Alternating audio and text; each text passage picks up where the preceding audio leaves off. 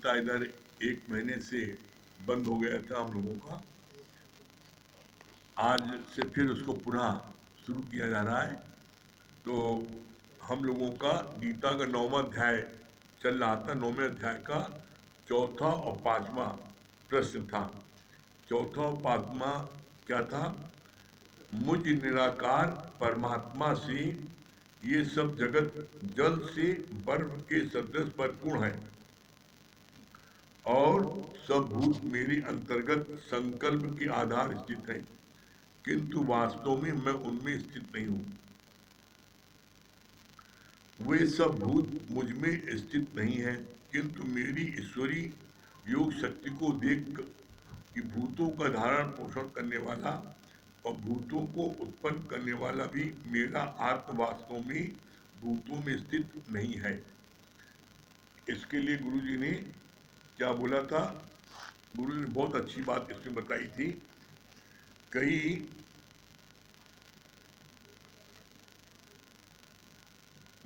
मनुष्य दुखी है अपनी अज्ञान के कारण। अपने स्वभाव और संस्कारों को मनुष्य बदल नहीं पाता। ज्ञानी हिंसा कभी करता नहीं और फंसता दया में भी नहीं है। जब एक घर के 4 प्राणी आपस में फिट नहीं हो सकते तो बाकी आश्रम में भांति भांति के लोग होते हैं।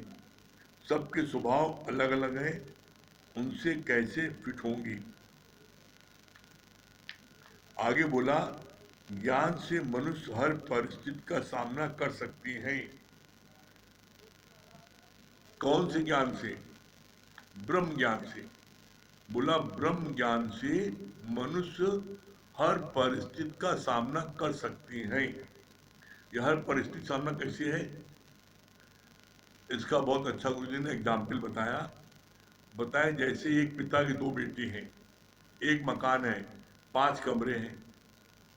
अब पिता का शरीर शांत हो गया और परिवार बड़े खुशी खुशी रहता था। अब छोटे बेटे की जो है उसके 2 बेटे हैं और बड़ा बेटे का 1 बेटा है। छोटे अब घर में 3 कमरों में छोटे बेटे का परिवार का रहना होता रहा है। अब जब पिता की डेथ हो गई, आपस में लड़ाई झगड़ा हो गया, तो युवा की आधा आधा हो, तो 5 कमरे में आधा आधा 2.5 कमरा होगा। एक कमरा तोड़ा जाए, उसको आधा आधा किया जाए, तब बराबर होगा। अब ये समस्या ऐसी आ गई कि इस समस्या को लेकर के लड़ाई झगड़ा मारपीट कचहरी कोर्ट सब शुरू हो गया। तो पता लगा एक परिवार में जो ऐसा हुआ तो इसका परिणाम क्या हुआ कि वो 5 कमरे जो है वो वकील लोगों को उनको जो उनकी फीस में दे देना पड़ा। कोर्ट कचहरी दौड़ते दौड़ते 20 साल हो गया, उनका मकान बिक गया और वो लोग घर के बाहर आ गए, सब कष्ट में आ गए। ये जो सत्संग नहीं आते थे उसके परिवार का हाल हुआ, और जो सत्संग में आते थे उसका क्या हुआ? उसमें क्या है, उसमें एक ने समझदारी दिखाई, बड़े भाई ने समझदारी दिखाई कि मेरे छोटे भाई के पास 2 बेटे हैं और माँ बाप हैं, एक कमरे माँ बाप रह लेंगे और एक एक कमरे में दोनों बेटे अपनी पत्नी के साथ रह लेंगे। उनको 3 कमरे की आवश्यकता है, मेरे पास 2 कमरे हैं और हमारा एक ही बेटा, एक कमरा अपने पत्नी के साथ रहेगा, एक कमरे हम रहेंगे, आराम से, कोई दिक्कत नहीं होगी। बस आधे कमरे का त्याग करना है। उसने समझदारी दिखाई, उसने कहा ठीक छोटे भैया से कोई बात नहीं, आपको जरूरत आप रख लो, आप 3 कमरे रख लो, हमें 2 दे दो। और प्रेम से वो लोग रहने लगे। इतनी बड़ी समस्या दूसरे लोगों ने जो नहीं समझी, उनका मकान बिक गया, वो सड़क पर आ गए। इनके में समझदारी थी, गुरु का जो है आशीर्वाद था, गुरु की शरण में थे, तो ये आपस में समझौता करके दोनों खुशी खुशी और ज्यादा प्यार से रहने लगे। तो गीता जो है हमको कैसी भी कोई मुसीबत हो, कैसी भी कोई प्रॉब्लम जीवन में आए, उसका उपाय हमको गीता बताती है। इसीलिए बोला गया है कि ज्ञान से मनुष्य हर परिस्थिति का सामना कर सकती है। ज्ञान जो बोला गया यहाँ पर बाहर के ज्ञान नहीं, हिंदी अंग्रेजी मैथ का ज्ञान नहीं, उससे जीविका पार्जन हो सकता है। लेकिन ब्रह्म ज्ञान से आप जीवन की सभी परिस्थिति का सामना कर सकते हैं आसानी से और जीवन को आनंदमय बना सकते हैं। फिर आगे बोला, सन्यासी घर गृहस्थ का बाहर से त्याग करके जाते हैं, फिर भी अंदर में मन जीवित है तो दुखी होते ही रहते हैं। अब यहाँ क्या बता रहे हैं? सन्यासी, पहली बात तो सन्यास कोई धर्म नहीं है। पूरी गीता पढ़ लो, सन्यास कोई धर्म नहीं है। ये तो जो भगोड़े होते हैं, डरपोक होते हैं, अपनी घर की किसी समस्या से डर के मारे वो घर छोड़ के भाग जाते हैं और उसका लेप लगा देते, मैंने सन्यास ले लिया। और जब सन्यास ले लिया तो परिणाम क्या होता है? परिणाम बताया है। क्या परिणाम बताया है? बोला,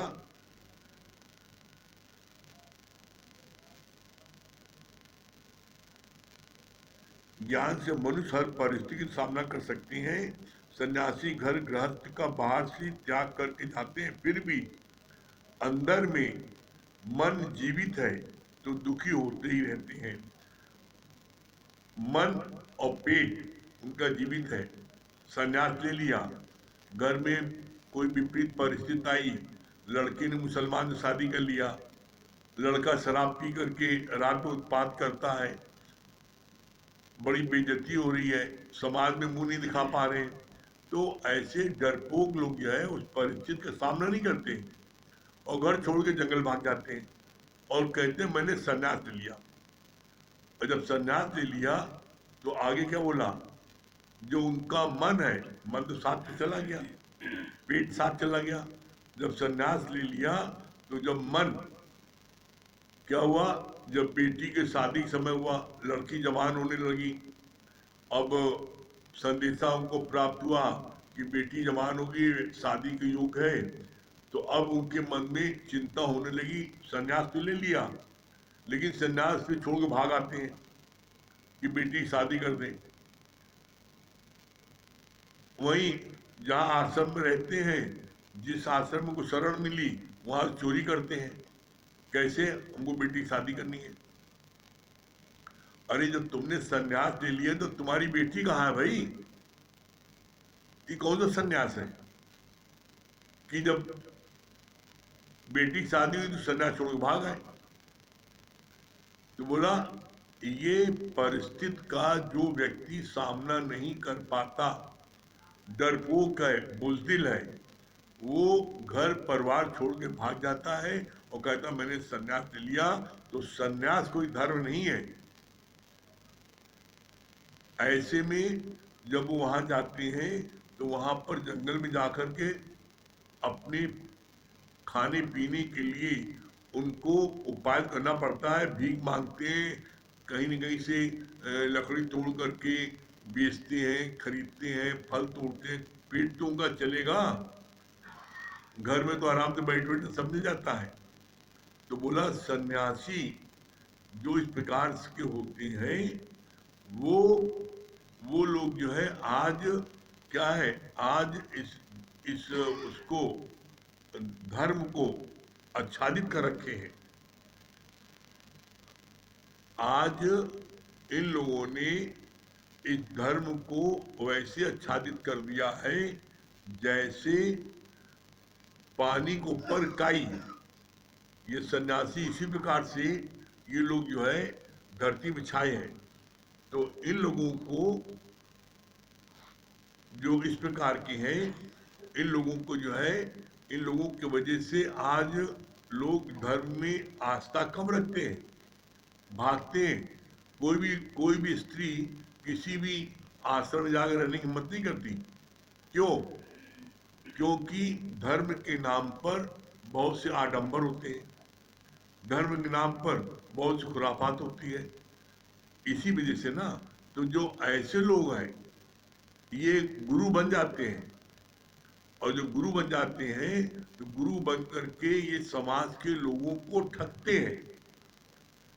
एकमात्र सच्चा सदगुरु, जो सच्चा सदगुरु होता है वो कभी भी किसी के दौलत पर नजर नहीं रखता। सच्चा सदगुरु जो होता है वो हर समय उसके मन में आता है कैसे जो मेरी शरण में आया है कैसे उसका कल्याण हो। तो यहाँ पर हम सब बड़े भाग्यशाली हैं कि हम सब लोगों को सच्चा सदगुरु प्राप्त हुआ है। बहुत अच्छी बात आगे बोली। एक फोटोग्राफर की दुकान के बाहर बोर्ड लगा था कि तुम जैसे हैं और वैसा फोटो चाहती हैं तो उसका मूल्य है 10 रुपये, और तुम जैसे है नहीं वैसा दिखना चाहते हो तो उसका मूल्य है 100 रुपये। इंसान है कुछ और दिखना कुछ चाहता है। मनुष्य है सबसे बड़ा बहरूपिया। अंदर तुम्हारे आत्म भाव है तो बाहर से भी सर्वत्र आत्म का दीदार करो। मन साचा मुख साचा सोए, अवर न देखे एक बिन हो कोई, नानक के लक्षण ब्रह्म ज्ञानी हो। जो सच्चा सदगुरु होता है वो हर समय अपने आत्म भाव में रहता है और जगत में संसार में हर एक को उस आत्म भाव की दृष्टि से देखता है। बोला जो अंदर है वही बाहर। और जो दुनिया के लोग हैं वो कैसे हैं, अंदर में हिगड़ी सिगड़ी बेईमानी खुराफात जैलसी सब रखे हैं, लेकिन बाहर से चंदन लगा करके बड़े भारी पंडित बन जाते हैं। तो बोला ऐसे में उनके लिए बोला कि वो फोटोग्राफर ने कहा कि जो तुम हो तुम्हारी ओरिजिनल फोटो के 10 रुपए, और जो तुम नहीं हो तो अंदर से एकदम काली कर होती है और बाहर से चाहते हो एकदम खूब ललाट चमचमाए। तो बोला ऐसे लोगों की फोटो का लगेगा 100 रुपए। तो 100 रुपए दे के लोग खिंचवाना चाहते हैं, जो अंदर है उजागर नहीं कर चाहते। तो तुम लाख उजागर करना न चाहो तब भी ये प्रकृति का नियम है, सच्चाई एक दिन जरूर प्रकट होती है। सच्चाई इसलिए कभी भूल के भी सच्चाई से मुख नहीं मोड़ो। सच्चाई से मुख मोड़ोगे तो उसका सबसे बड़ा दुष्परिणाम क्या होगा? सबसे बड़ा दुष्परिणाम ये होगा आपका मन हमेशा उलझन में रहेगा, शांत नहीं रहेगा। और जो ब्रह्म ज्ञानी होते हैं उनका मन एकदम शांत होता है। क्यों? क्योंकि वो कुछ भी नहीं सोचते। इसीलिए गुरु जी ने इस लाइन में बोला थिर मन ब्रह्म, थिर मन ब्रह्म, अथिर मन संसार। जिसका मन थिर है, कुछ नहीं सोच रहा, समय अपने परमात्मा के भाव में लीन है, मस्त है, वो जो है उसके मन में किसी प्रकार का कोई हलचल नहीं होगी। और जिसके मन में खुराफात है उसके मन में हलचल होगी और वो उसका मन कभी भी शांत नहीं रह सकता। और हर कोई चाहता है शांत रहना। क्यों? क्योंकि जीवन का लक्ष्य है the aim of life is peace of mind. हर कोई शांति चाहता है लेकिन कर्म करता है शांति के। तो इसलिए गुरु ने बोला आप कर भी ऐसा न करो तो तुम शांत स्वरूप तो पहले से थे। तुमको किसने कहा शांत हो? शांत स्वरूप तो आप पहले से थे, आपके कर्मों ने आपको अशांत कर दिया। इसलिए बार बार आता है चलनी में दूधे कर्म गुरुए। आप क्यों ऐसा कर्म करते हो जिससे मन शांत हो? जब आप गुरु की आज्ञा में चलोगे, नित्य सत्संग में रहोगे तो एक दिन आपका मन धीरे धीरे अमन हो जाएगा। फिर आगे बोला सारे आश्रम बनते तो हैं पब्लिक के पैसों से, पर संत उस आश्रम पर नाम अपना लिखवाते हैं, जैसे सिद्धार्थ आश्रम। हम नहीं चंगे बुरा नहीं कोई बुरा नहीं है भले मन के वास्ते। बोला मन एक्चुअल में हमारा गंदा है और हमको गंदे लोग दूसरे लगते हैं। कैसे लगते हैं?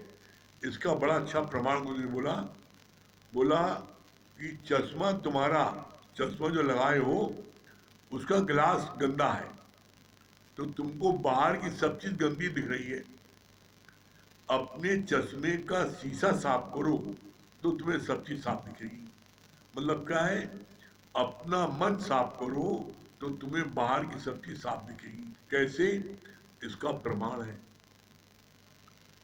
जब दुर्योधन से कहा गया कि दुनिया में एक अच्छा आदमी ढूंढ के लाओ, क्योंकि गद्दा था वो, उसके मन में खुराफात थी, हर एक के प्रति जेलसी थी, तो वो ढूंढ के आया का दुनिया में कोई अच्छा आदमी है ही नहीं ना, सबसे अच्छे हम ही हैं। फिर कहा गया युधिष्ठिर से कि तुम जाओ ढूंढ के लाओ, कोई एक व्यक्ति खराब लेके आओ, ढूंढ के कोई खराब व्यक्ति। ढूंढा, लौट के आए, कहा कि दुनिया में कोई खराब है ही नहीं ना, क्योंकि स्वयं बहुत अच्छे थे। कहा अगर कोई खराब है तो मैं खराब हूं। तो जैसा तुम्हारा अंदर का मन एक्चुअल में होता है, वैसी ही तुम चीज देखते हो बाहर, और उसको जो है समझते हो ये गलत है। गलत वो नहीं है, गलत तुम्हारा मन है, लेकिन तुम उधर सोचते हो। इसलिए गुरु ने क्या बोला? अपने मन की करो सफाई और तभी देगा प्रीतम दिखाई। फिर आगे बोला भगवान ने बहुत अच्छी बात, गुरु का ये इमेज है तुम्हारे मन में कि गुरु हमको केवल प्यार करें, पर गुरु के पास आना है तो मौत कबूल करना। ज्ञान के पद पर बढ़ने के लिए तुम्हें 5 अग्नियों में जरूर डाला जाएगा। सोना जैसे शुद्ध बनाने के लिए अग्नि में डाला जाता है। कितनी अच्छी बात बोली। हर किसी का गुरु का ये इमेज है, गुरु के बारे में हर किसी के मन में ये भावना होती है कि गुरु जो है हमें बड़ी इज्जत दे, हमें प्यार करे, मेरे को बड़ा मान सम्मान दे, सबके मन में ये भाव होता है। तो बोला ऐसा भाव रखना है तो सदगुरु पास मत आना, सदगुरु पास अगर आना तो मिटने के लिए आना। बोला सदगुरु के पास अगर आओगे तो बोला मिटने के लिए। अगर तुम मिटना जानते हो तो तुम यहाँ आ पाओगे, टिक पाओगे, अन्यथा भागोगे। यहाँ पर गुरु तुम्हारे को वही हाल करेगा। कैसे? बोला प्यार तो करेगा, लेकिन जब किसी प्रकार का कोई अहंकार देखेगा, कोई दोष देखेगा, तो बोला फिर वो रहम उसी तरह नहीं करेगा जैसे एक कसाई बकरे के ऊपर रहम नहीं करता और बकरे की बोटी बोटी काटता है, बोटी बोटी काटता। उसी तरीके से सच्चा गुरु तुम्हारे अहंकार की बोटी बोटी काटेगा, तुम्हें रहम नहीं करेगा। तो इसलिए अगर दुनियावी गुरु के पास और कुछ दुनियावी पदार्थ की चाहना है तो दुनियावी गुरु के पास जाओ, वो तुम्हें मंत्र जंतर देंगे, तुमसे पैसा लेंगे और तुम्हें उचित दे देंगे, लेकिन उनके माध्यम से तुमको भौतिक जगत के पदार्थ या स्वर्ग प्राप्त हो सकते हैं। क्यों? क्योंकि उनकी हाईएस्ट अप्रोच ये सब देने की है, स्वर्ग तक पहुंचा सकते हैं, लेकिन मुक्ति तक वो कोई नहीं पहुंचा सकता। मुक्ति प्राप्त करने के लिए तुमको सच्चे सदगुरु की शरण में आना ही पड़ेगा और ब्रह्म ज्ञान को लेना पड़ेगा। बिना ब्रह्म ज्ञान के मुक्ति नहीं मिल सकती। कितना भी आप पूजा पाठ कर लो, कुछ कर लो, आपको स्वर्ग मिल जाएगा, भौतिक जगत सारे पदार्थ मिल जाएंगे, लेकिन मुक्ति नहीं मिलेगी। इसलिए यहाँ पर हर कीमत पर हमें इस ज्ञान गंगा में आके नहाना है, और जब ज्ञान गंगा में नहाएंगे तो निश्चित हमको मुक्ति प्राप्त होगी और परमात्मा से मिलकर एक होंगे। फिर आगे बोला बड़ी अच्छी बात बोली। गुरु कुहार शिष्य कुंभ है, गड़ गड़ काढ़े कोट, अंदर हाथ सहारे बाहर मारे चोट। गुरु जो है वो कुहार की तरह है। जैसे कुहार घड़ा बनाता है और घड़ा बनाने में कहीं वो टेढ़ा मेढ़ा हो जाता है, तो कुहार क्या करता है, घड़े घड़े के अंदर हाथ लगाता है और ऊपर से वो थप थप मारता है जिससे वो टूटे न पाए। इसी तरीके से जो सच्चा सदगुरु होता है वो अपने प्यारे शिष्य को क्या करता है, ऊपर से तो मारता दिखता मार रहा है, लेकिन अंदर से वो सहारा जरूर दिया रहता है ये टूटने न पाए। वो जरूर मारता है, लेकिन मारने के साथ साथ तो उससे चौगुना प्यार भी करता है। और इसीलिए हम सच्चे सदगुरु को छोड़ नहीं पाते। मन जब ये पिसता है, जब मन के विपरीत कार्य होता है, तो मन सांप की तरह फुंकारी मारता है कि गुरु से भागे या गुरु को काट ले। फुंकारी मारता है, गुरु को भी मारता है। लेकिन सांप ये जानता है कि अगर जरा से भी हमने कुछ किया तो ये जो ना 1 मिनट में मेरा कलावा दबा देंगे और मर जाएंगे हम। तो इसलिए वो फुंकारी मारता जरूर है और भाग भी नहीं पाता। क्यों नहीं भाग पाता? क्योंकि वो भाग करके देखता है दुनिया में कोई इतना प्यार करने वाला ही नहीं रहा, और दुनिया में कोई मेरा कल्याण चाहने वाला कोई नहीं है। दुनिया में कहीं भाग के जब वो जाता है तो देखता है दुनिया का हर व्यक्ति उसको नोचता है और उससे क्या क्या चीज प्राप्त कर ले, उससे क्या क्या सुख मिल जाए वो हम लेते हैं। कोई व्यक्ति नहीं चाहता कि इसको सुख मिले या शांति मिले, लेकिन गुरु ये चाहता है कि मेरी शरण में आया है तो कैसे इसका उद्धार हो। तो यही बात बोलते हैं कि गुरु की मार में भी सवार है और दुनिया वालों के प्यार में भी घात है। और ये बात तो अपने जीवन के अनुभव से कह रहे हैं। जो बहुत ज्यादा चापलूसी करे, बहुत ज्यादा आपकी के जो आगे पीछे घूमे, तो आप समझ लो निश्चित उसको आपसे कुछ चाहिए। और ऐसा देखा जहां वो बड़ी तारीफ की, खूब किया, उसके बाद में अपनी कोई न कोई प्रॉब्लम, ये चीज ऐसा है इतना दे दो। वो उनका लक्ष्य ही है कि आपसे कुछ न कुछ ऐंठना। कैसे? बोला गुरु गुरु लोभी शिष्य लालची दोनों खेले दाव, और दोनों डूबे बैठ पाथर की नाव। जो ज्यादा होशियार हो जाता है वो सोचता है कि चलो दूसरे गुरु पर चले। तो जो दुनियावी गुरु होते क्या होते हैं? गुरु लोभी, वो लोभी है, उन्हें पही चाहिए धन। और शिष्य लालची, वो लालच है। कैसे? कि आज जो है ना, आज लखपति करोड़पति हो जाए, आज जो है ना एक दुकान है तो 4 दुकान हो जाए। तो वो गुरु से प्रार्थना करते हैं, बताइए मेरा धन कैसे बढ़ेगा, मेरी दुकान 1 से 4 कैसे होगी।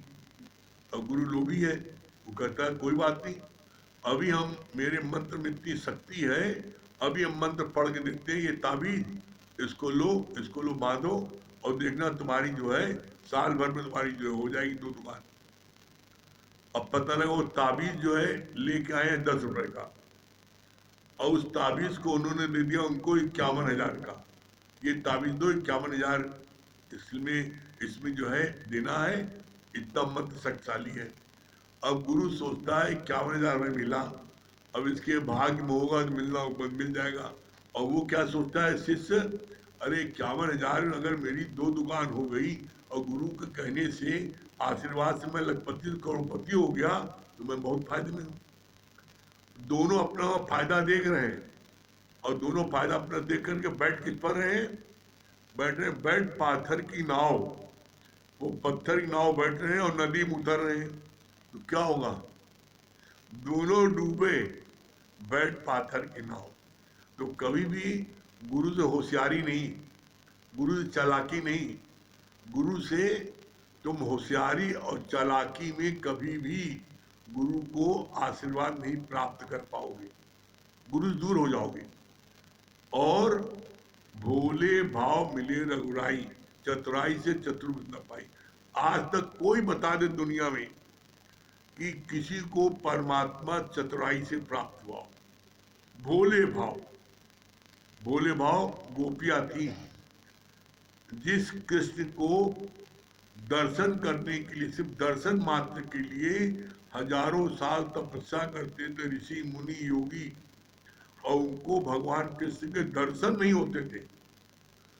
वो पूर्ण ब्रह्म परमात्मा कृष्ण गोपियों के भोले भाव होने के कारण छचिया भर छाछ पर नाच नचाओ, थोड़े से छाछ के उसमें वो कृष्ण कहते ऐसे नाचो ऐसे नाचो, और कृष्ण ऐसे नाचते थे। तो परमात्मा मिलता है भोले भाव। तो हम जितना सरल हो जाएंगे उतनी जल्दी हमको परमात्मा प्राप्त होगा। ठीक है। हाँ, बनारस से राम नरेश भैया, बनारस से राम नरेश भैया।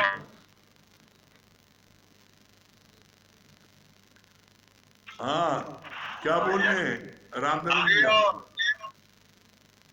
आज जो है आपको देख करके ऐसा लग रहा है कि शंकर भगवान हनुमान जी दोनों प्रकट हो गए हैं। हाँ, क्या बता रहे हैं? बहुत बढ़िया लगा कि अपने मन की करो तो भाई तब दिखेगा फिसल दिखाई। बहुत बढ़िया लगा। अच्छा, और संगीता रानी क्या बता रही है? हरिओम। हरिओम। हरिओम, क्या बता रही हो? बहुत अच्छी बात लगी कि भोले भाव मिले रघुराई चतुराई से। भगवान को जो है हम चतुराई से नहीं पा सकते हैं, और गुरु से और भगवान से कभी चतुराई नहीं दिखानी चाहिए। ये बात बहुत अच्छी लगी। चलिए भजन सुनाइए। आज शंकर जी का है और आपके शंकर जी यहाँ बैठे हैं। हाँ, आज शंकर जी के लिए कोई भजन सुना दीजिए।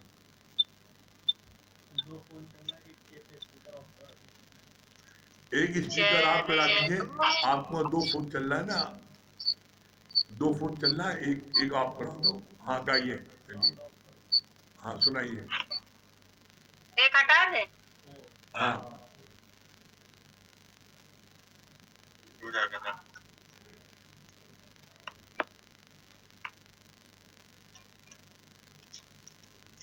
चरणों में जगह मांगी थी, तूने दिल में बसा लिया।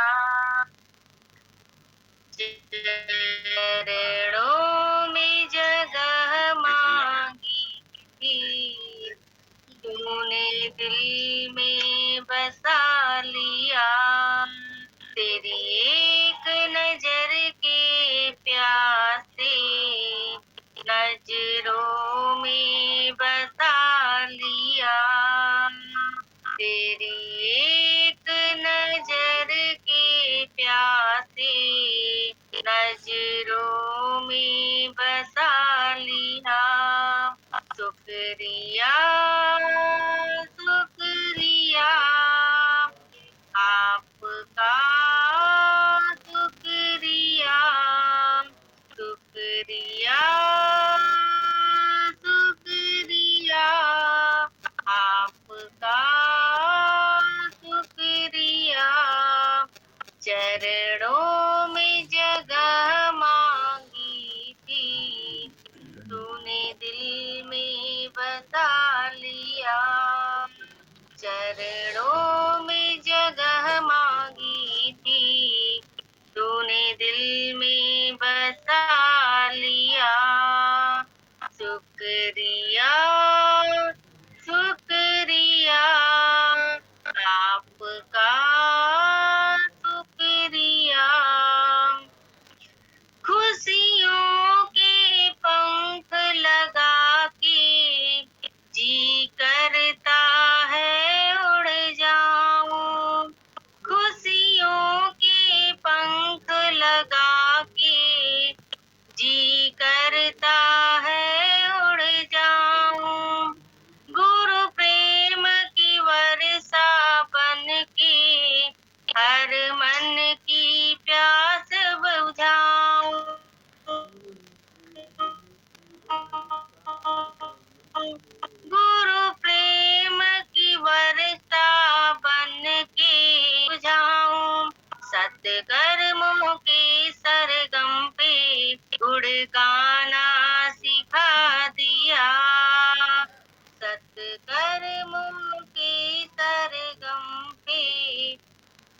गाना सिखा दिया। शुक्रिया शुक्रिया आपका, शुक्रिया शुक्रिया शुक्रिया आपका,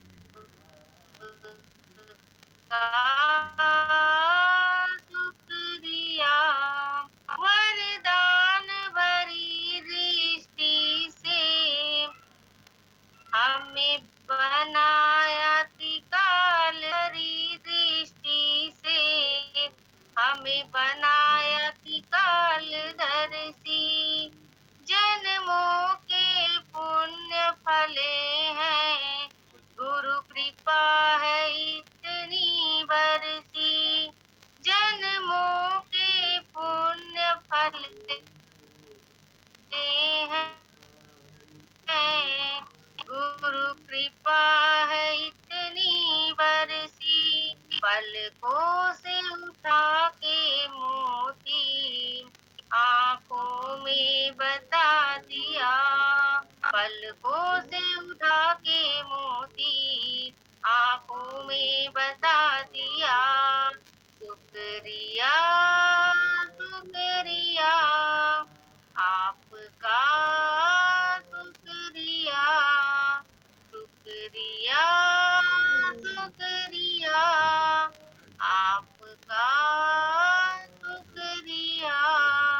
चरणों में जगह मांगी थी, तूने दिल में बसा लिया।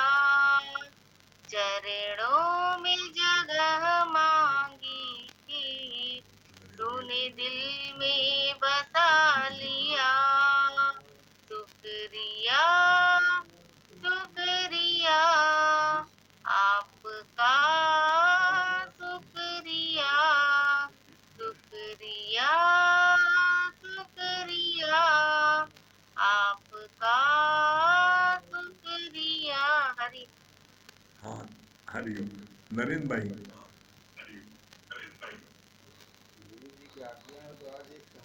नहीं आप क्या टाइम कम है। बहुत अच्छी लगे कि जो है ज्ञान हमें सभी परिस्थितियों से निराकरण हो जाता है ज्ञान। हाँ गुप्ता जी, ये महाशिवरात्रि के कुछ सबको बधाई। संकल्प लेते हैं कि इस संकल्प रूपी रेखा, ये सत्संग रूपी रेखा से के अंदर ही रहेंगे। बहुत सुंदर। हाँ, चार्टर्ड अकाउंटेंट साहब,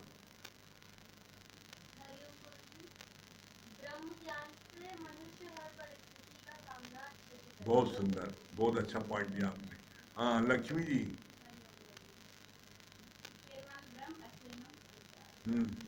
महेश की मम्मी,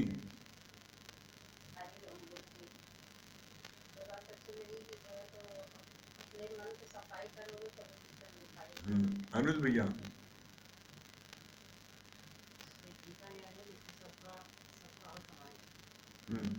मंगल भैया,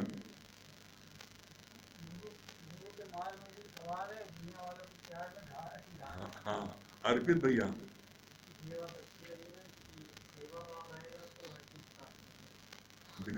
हाँ मालवी जी, हाँ मालवी जी, एक रस्ते भी नाम तेरे की जिस हाथ में बच जाए भूल जाए वो सारे दम को। महेश भैया, बहुत अच्छी बात लगी कि गुरु की सेवा में ही मेवा है। मुकेश भैया, बहुत अच्छी बात लगी कि ज्ञान गंगा में हम जब डुबकी लगाते हैं हमको तभी मोक्ष की प्राप्ति होती है। हाँ ये हाथ आपका चेहरा दिखाई पड़ रहा, उधर हाथ हटाइए, हाँ, दूसरी तरफ पकड़े। हाँ चलिए, वो जो क्या कौन सी दौलत है मुकेश भैया सुना दीजिए। क्या कहूँ कहाँ सी दौलत है गुरु, मेरा जीवन मेरी दुनिया मेरी जन्नत है गुरु। ठीक हो गया। क्या कहूँ कौन सी दौलत है गुरु, मेरा जीवन मेरी दुनिया दुनिया मेरी जन्नत है गुरु, बनाया इसी ने है जीवन सारा, बनाया इसी ने है जीवन सारा, अंग अंग में इनका ही साया, अंग अंग में इनका ही साया, साया ही नहीं छाया पे मेरी, साया ही नहीं छाया पे मेरी, उपकार है इनके श्वासों का मेरी पूजा, मेरी बरकत है गुरु, मेरी पूजा मेरी बरकत है गुरु, मेरा जीवन मेरी दुनिया मेरी जन्नत है गुरु, क्या कहूँ कौन सी दौलत है गुरु, मेरा जीवन मेरी दुनिया मेरी जन्नत है गुरु। हम सबको एक प्यार से सींचा, हम सबको एक प्यार से सींचा, कोई न ऊंचा कोई न नीचा, कोई न ऊंचा कोई न नीचा, छाया है भली महिमा है बड़ी, छाया है भली महिमा है बड़ी, कर प्यार समा संग परवाना, जन्मों की इबादत है गुरु, मेरा जीवन मेरी दुनिया मेरी जन्नत है गुरु, क्या कहूँ कौन सी दौलत है गुरु, मेरा जीवन मेरी दुनिया मेरी जन्नत है गुरु, अंक में सारी सृष्टि समेटे, अंक में सारी सृष्टि समेटे, सुख दुख को सम करके देखे, सुख दुख को सम करके देखे, अचल के तले हर जीव पले, आंचल के तले हर जीव पले, वो नर क्या वो तो नारायण, सौ को शिव करने की ताकत है गुरु, मेरा जीवन मेरी दुनिया मेरी जन्नत है गुरु, क्या कहूँ कौन सी दौलत है गुरु, मेरा जीवन मेरी दुनिया मेरा सब कुछ है गुरु, मेरा सब कुछ है गुरु, मेरा सब कुछ है गुरु। ओम का जाप कर लीजिए।